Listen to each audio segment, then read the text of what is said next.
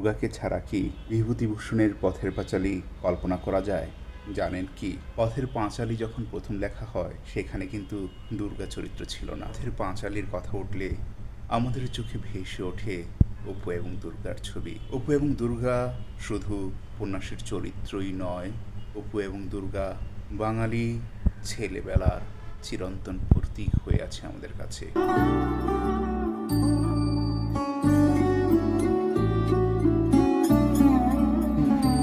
যখন ১৯২৫ সালে পথের পাঁচালী লেখা শুরু করেন, সেখানে দুর্গা চরিত্রটি ছিল না। কলকাতার জাতীয় গ্রন্থাগারে এখনও পাণ্ডুলিপির সে অংশটুকু আছে। বিভূতিভূষণ পথের পাঁচালী লেখার সময় অনেকবারই পরিমার্জন করেছিলেন। বেশ কিছু খসড়া তিনি করেছিলেন। আমরা যদি মূল পাণ্ডুলিপির খসড়াগুলি দেখি, তাহলে দেখব হরিহর চরিত্রটিও যেন তার প্রথম কল্পনা করা চরিত্রের সাথে মেলে না, অনেকটাই বদলে গেছে। আমরা আজকে অবশ্য হরিহর নয়, দুর্গা নিয়ে কথা বলবো। আমরা দুর্গা ছাড়া পথের পাঁচালী চিন্তা করতে পারি না, অথচ প্রথম যখন বিভূতিভূষণ লেখেন, আমরা আগেই বলেছি, সেখানে দুর্গা চরিত্র ছিল না। তাহলে কি হয়েছিল? তিনি কেন আবার দুর্গা চরিত্রটাকে নিয়ে আসলেন তার উপন্যাসে?